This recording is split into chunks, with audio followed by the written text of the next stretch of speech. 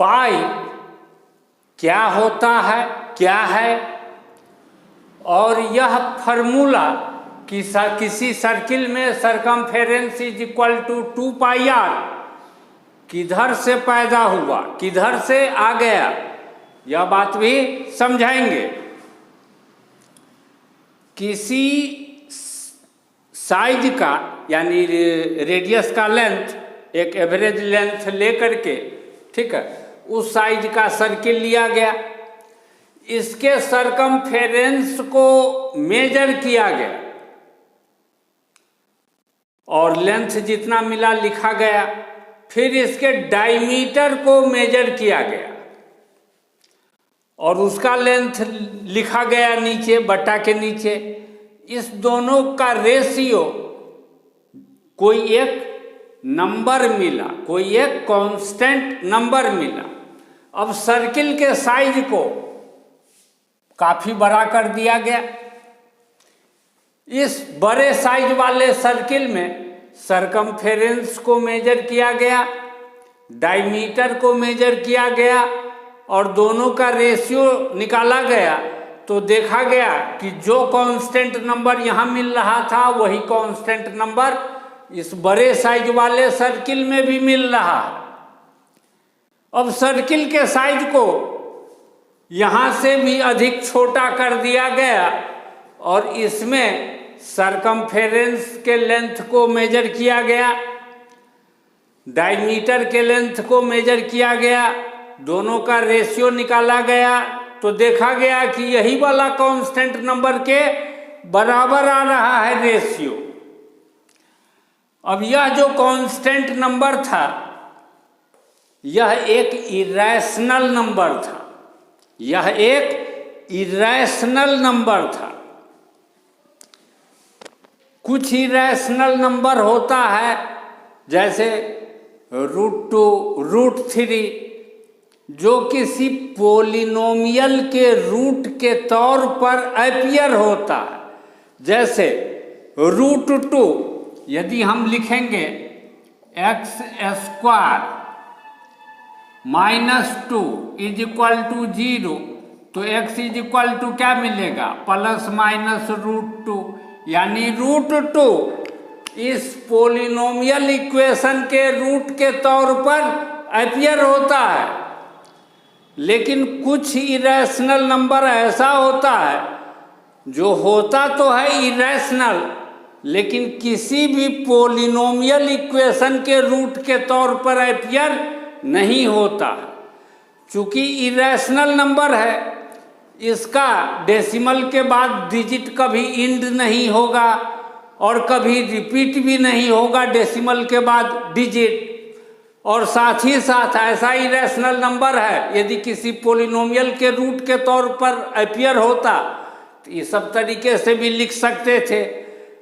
लेकिन यदि पोलिनोमियल के रूट के तौर पर भी अपीयर नहीं होता है तब तो इस सब तरीके से भी उस इरेशनल नंबर को नहीं लिख सकते हैं।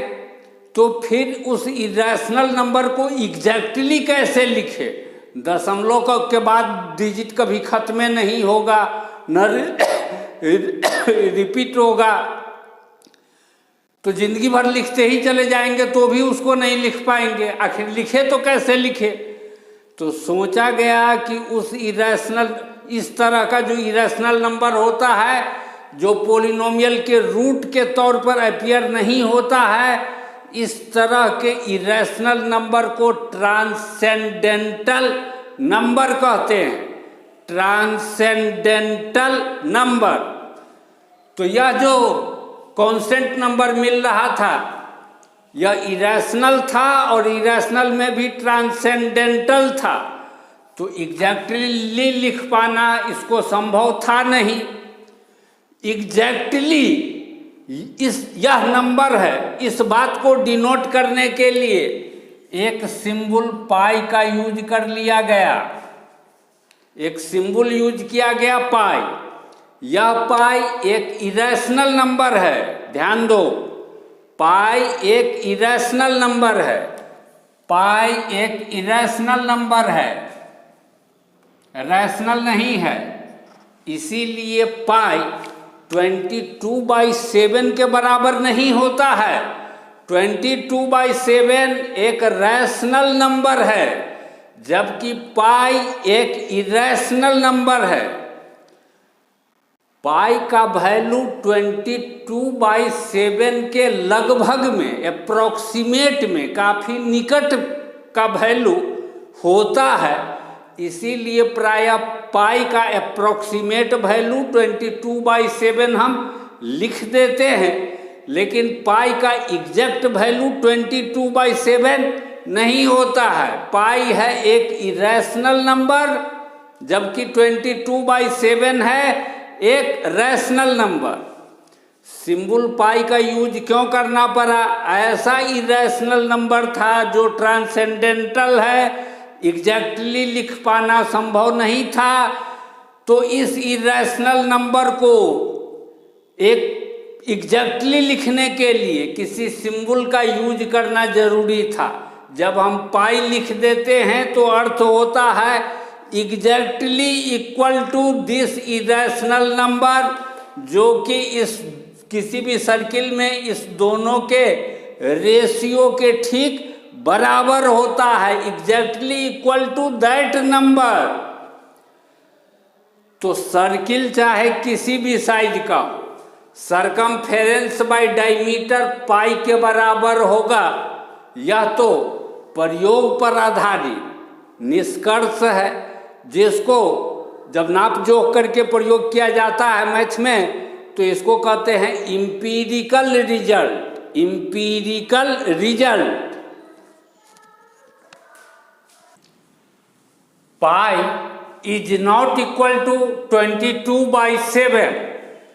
पाई का वैल्यू 22/7 के बराबर नहीं होता है, लेकिन पाई का वैल्यू 22/7 के काफ़ी निकट का वैल्यू होता है।